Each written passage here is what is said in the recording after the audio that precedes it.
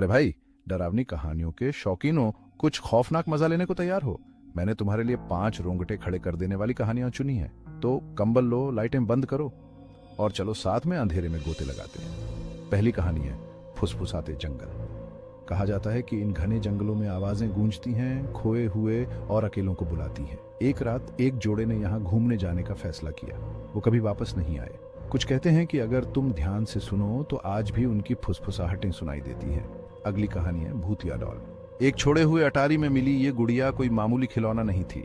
ये अपने आप चलती थी, रात में रहस्य फुसफुसाती थी और जो भी इसे रखता था उसे बुरे सपने दिखाती थी।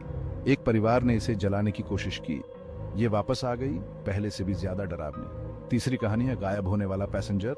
एक धुंधली रात एक ड्राइवर ने सुनसान सड़क पर एक अकेले सहयात्री को अपनी गाड़ी में बैठा लिया। उन्होंने बातें की, हंसे, कहानियां सुनाई, लेकिन जब गाड़ी अपने मंजिल पर पहुंची तो सहयात्री गायब था।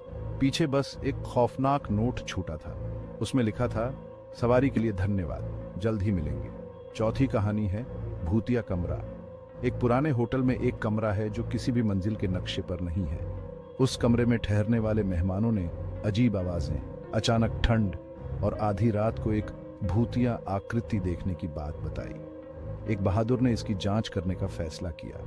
उन्हें एक छुपी हुई डायरी मिली जिसमें कमरे के काले अतीत का रहस्य लिखा था, लेकिन वो फिर कभी नजर नहीं आए। और आखिर में आईने में छुपा शैडो। क्या कभी तुम्हें लगा है कि कोई तुम्हें आईने से देख रहा है? एक औरत को ऐसा ही लगता था। हर रात वो अपने पीछे एक परछाई देखती थी। वो उसकी हर हरकत की नकल करती थी। उसके मन के सबसे गहरे डर फुसफुसाती थी और धीरे धीरे उसे पागल कर रही थी। एक दिन उसने आईना तोड़ दिया, लेकिन परछाई गायब नहीं हुई, वो आजाद हो गई थी। तो बस आज के लिए इतना ही। तुम्हें ठंड तो लगी ना? नीचे कमेंट में बताओ कि किस कहानी ने तुम्हें सबसे ज्यादा डराया। रोंगटे खड़े कर देने वाली और कहानियों के लिए लाइक, शेयर और सब्सक्राइब करना मत भूलना। अगली बार तक मीठे ड्रीम्स। और याद रखना, कभी कभी सबसे डरावनी चीजें वो होती हैं जो हम देख नहीं सकते।